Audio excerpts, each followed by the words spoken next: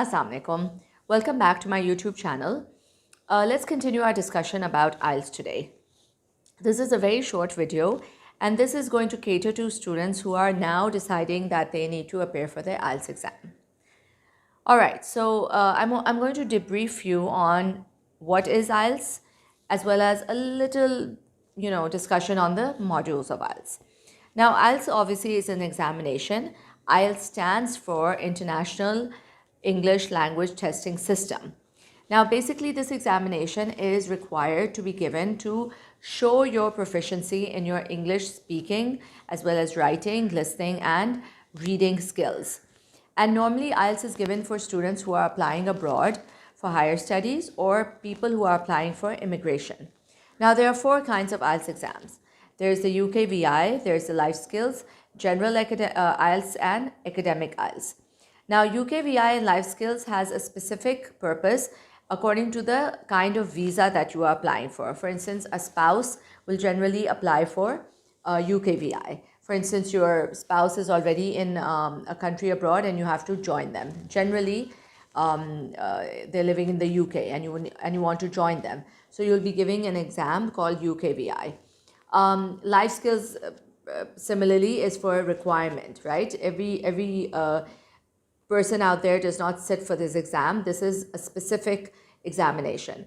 However, the general and the academic is serving to the major population of the world. General is given for a person if they are applying for immigration abroad, if they are migrating abroad to a foreign country, and academic is given for higher education, right? Now, the requirement, the band score requirement is something that the university where you're applying at will be telling you. For instance, for undergrad, generally, most universities ask for a range of scores between 6 and 7 or 7.5, right? So their requirements are generally listed on their websites. For general IELTS, the immigration officer or the visa consultant that you have, hired will tell you the band score requirement of that place that you are applying at. So in that manner, we have these, different genres of exams, and the one exam that is suited for you depends on your requirement as well as your, your region of choice in the world. Now, having said that, each exam of IELTS has 4 modules: speaking, listening, reading, and writing. And generally in that order. You appear for the exam in that order. UK VI and life skills are slightly different. I will not go into a lot of detail because it is not something that is specific for the general, for many people out there. But for those of you who will be applying for UK VI and life skills, you can contact me through my YouTube channel, or you can approach any registered center that is available at your city or at your country, and they will brief you on the requirements for UK VI and life skills. So you need to show your proficiency in 4 modules: listening, reading, writing, and speaking. The highest band score that you can get is 9, and your bands are set out of 9. So you either get a 7 out of 9 or an 8 out of 9, and so on.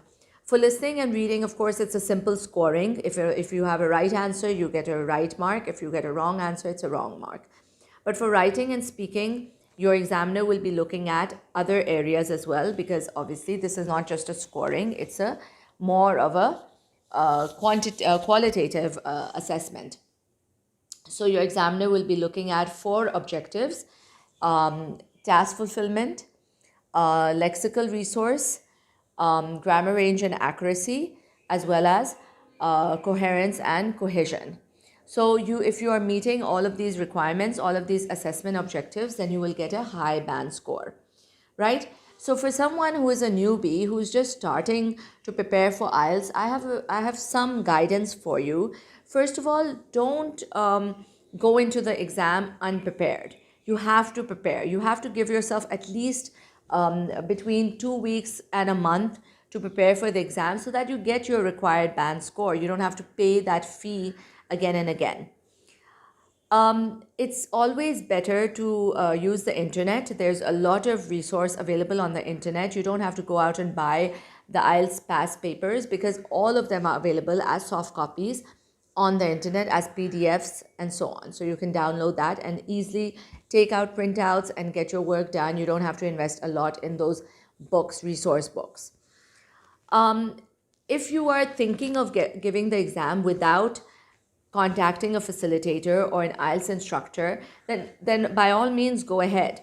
But see to it that your scores are met. For instance, in your listening scores, you're getting at least a 7 or 7.5. In your reading, you're getting a 7 or 7.5 before you sit for the exam.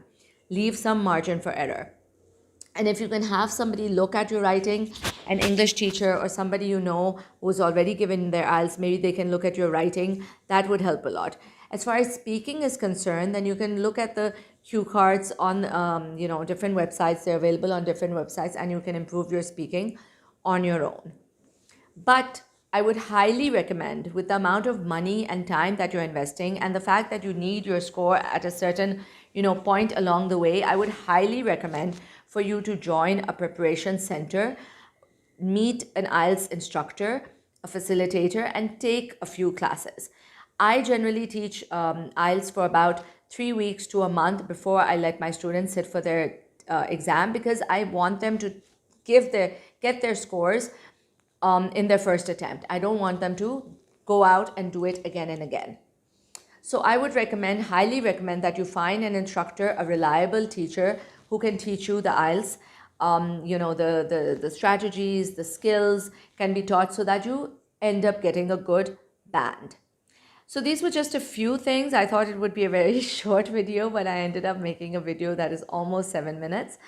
But it's all useful information. So if there are any queries, if there's any question, please get back to me, and I am available here at my YouTube channel, on Facebook. You can find me in on different groups and pages. Do contact me and ask for help. If you want me to recap anything, I can do so as well. Thank you so much. Take care. Allah Hafiz. Stay blessed.